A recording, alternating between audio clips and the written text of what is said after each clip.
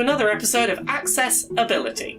It's a show on YouTube where I talk about the video game industry, accessibility and representation. Basically, how can we help more people to play games and more people to see themselves in the games they play? Now, believe it or not, next generation gaming is right around the corner. I mean, in 6 weeks, next generation consoles are going to be out. I mean, if you're waiting for the PlayStation 5, you're going to have to wait an extra week in the UK, but the Xbox Series X will be out everywhere, and the PlayStation 5 will be out everywhere except for the UK where I want to get my one, in as little as 6 weeks. 7 in the UK. Not bitter at all.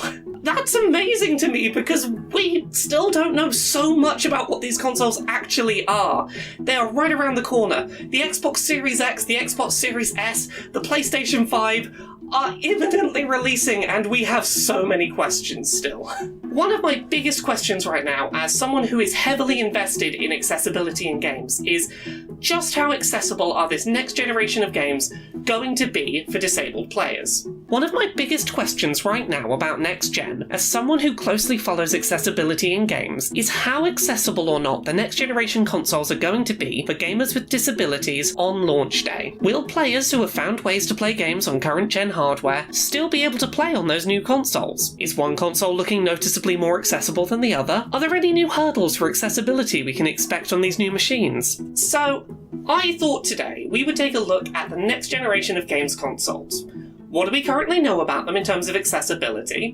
What's looking promising? What's looking worrying?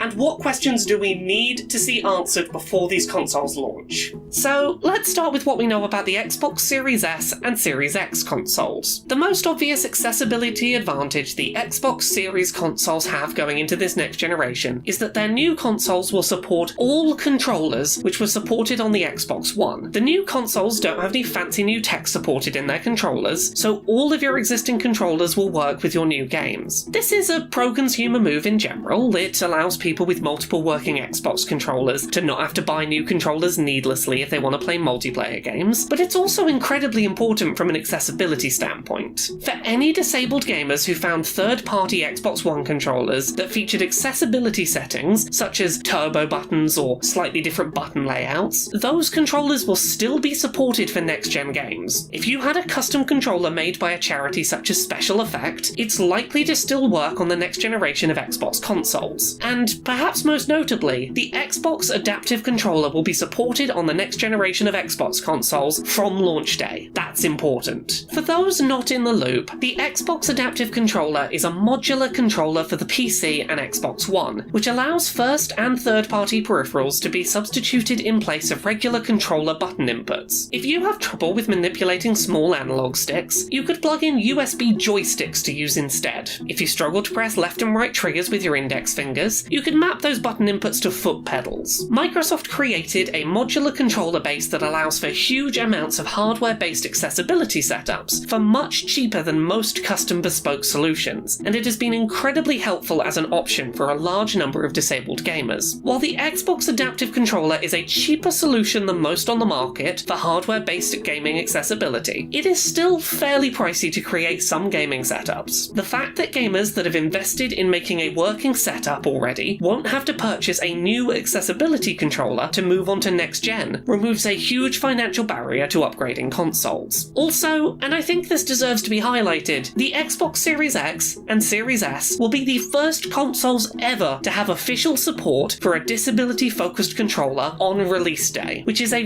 really exciting step in the right direction for our industry. Assuming that Microsoft doesn't do away with existing accessibility features from the Xbox One, Xbox Series X and S players can hopefully expect a few software-based accessibility settings to also be available at launch. From co-pilot mode, which allows 2 players with 2 controllers to share control of a single character, sharing inputs between them, to system-level button remapping, screen magnifiers to high-contrast menus, speech-to-text and screen reader support, Microsoft already has a pretty decent selection ready of system-level accessibility settings, which will hopefully be available at launch on the Series S and Series X. X. While the Xbox Series S and Series X both support Xbox One controllers, Microsoft are releasing new controllers for the new consoles. And while their layouts are essentially identical, one positive step forward is that the new controllers are apparently lighter to hold and smaller, reshaped to be more easily held by a wider range of hand sizes and strengths. This could potentially make the default controller more accessible to more players. Overall,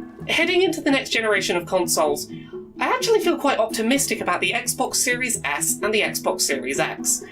I think that Microsoft is saying all the right things. On paper, everything we have heard suggests that they are not shutting away existing accessibility support and trying to move forward, and that's wonderful. Sony, on the other hand, I have concerns about. Sony is staying very tight-lipped about exactly what they're doing with their next generation box in terms of accessibility, and what we do know raises more questions than it answers, and that's worrisome. So, much like the Xbox Series S and X, let's start our PlayStation 5 discussion by looking at their new controller. Unlike Microsoft, who are supporting Xbox One controllers for next-gen games, Sony is doing away with support for PlayStation 4 controllers. You can use them to play PS4 games, but for any PS5-specific games you will need to use their new PS5 DualSense controller. The PS5 controller features all the same button inputs as the PS4 controller, in essentially the same positions. The new controller is larger and a little heavier, which may make it a little more difficult for some players to comfortably hold and use, depending on hand size and hand strength. So, what new functionality does this controller pack into it to justify not supporting backwards compatibility with PS4 controllers? Well, there are two main new features: haptic feedback and resistive triggers. Overly simplified, haptic feedback means fancy rumble. If your character is running over a stone road, then steps onto sand, the vibrations in your controller will apparently feel noticeably different, allowing you to feel the difference between different types of in-game material. Resistive triggers basically mean that in some games, when you try to pull the triggers, they may resist being pulled. Imagine pulling a bowstring. The further you pull the trigger in, the more it will resist being pushed, and may even actively try to push the trigger back out to a resting position. Now, Sony have currently not confirmed whether either of these features will be mandatory on the PS5, or if they will be able to be switched off on a system level. Hopefully, both of them can be opted out of, as rumble can cause issues for some disabled players, and any players with hand or finger pain or weakness may well struggle to interact with trigger buttons which are resisting being pushed. Both of these features would, in an ideal world, be completely optional. They'd be ways for some gamers to feel more immersed in game worlds, but their inclusion wouldn't be a barrier to those who aren't physically able to engage with them. I hope that this is the case, but right now Sony simply will not say. And I guess this is the big question. If those features are completely optional, why not support players using the smaller and lighter PS4 controllers they already own? You're shutting off a controller option which may be more accessible to push hopefully optional controller features that, while impressive on paper, may be a barrier to some PS4 players moving up to a PS5. For players who have found workarounds to game on the PS4, such as working out how to hook their PS4 controller into an Xbox adaptive controller, this will likely mean having to start over completely from scratch and find an entirely new workaround to be able to keep gaming on Sony's new console. Mark Friend, Sony's accessibility specialist, did poll Twitter users back in the spring about accessibility concerns people might have about that DualSense controller. The tweet has since been deleted, but many users raised the same concerns I have today about the ability to opt out of settings such as resistive triggers. Friend did not state publicly if any feedback would translate into changes for the PS5, and Sony has not publicly stated yet if these controller features will be optional or not.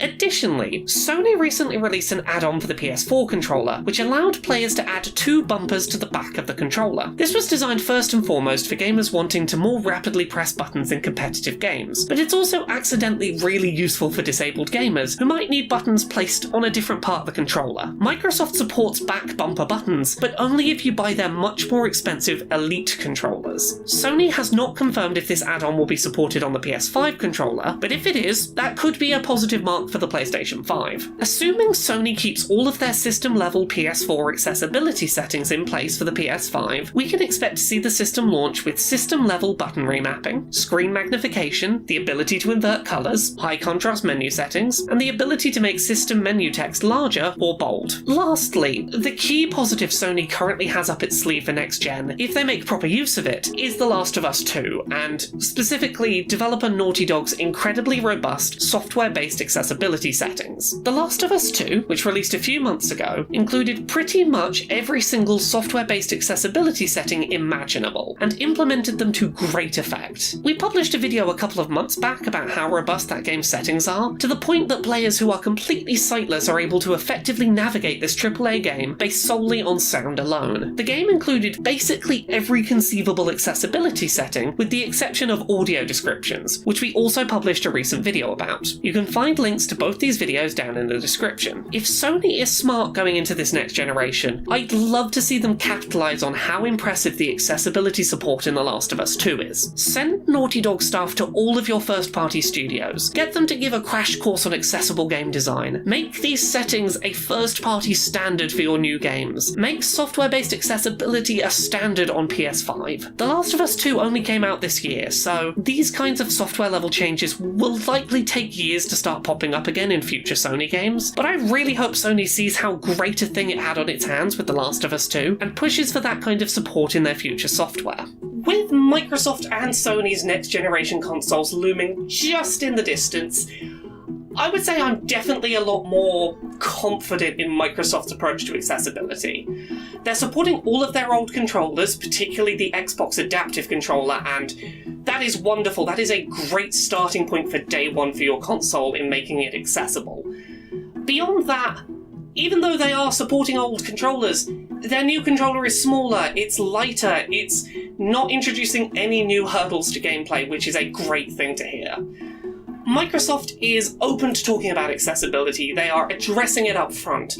As soon as they announced the Series S and the Series X, they were up front. You'll be able to use your adaptive controller. They knew that accessibility would be a question people had right away when these consoles were announced, and that's really reassuring. That's what I like to see out of a console manufacturer when it comes to accessibility. Sony really has potential next generation to really step things up. If they are to look at what Naughty Dog has done and to make that a first-party standard, to make that an initiative that they do right across their first-party lineup, they're really in a position that they could do some wonderful stuff with accessibility, but right now I mainly have concerns, I have questions, I have worries.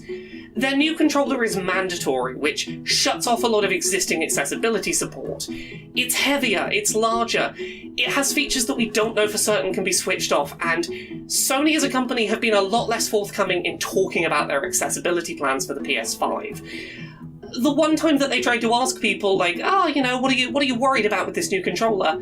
They didn't give any feedback and deleted the tweet later, which it's not a welcoming sign. That's the kind of thing that worries me about their next generation plans. It feels complacent, and that worries me.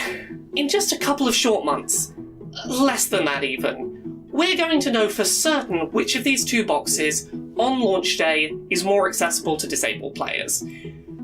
There's a lot of questions right now, but if I were a betting person, I'd put my money on Microsoft right now. Everything we have seen publicly suggests that they have a better handle on making sure that day one, their console is more playable by more people. I'd like to be proven wrong. I would love to see Sony secretly have a bunch of accessibility tricks up their sleeve that they just haven't communicated, but I'm not holding my breath. I think Microsoft, on day one, is the safer bet of these two consoles.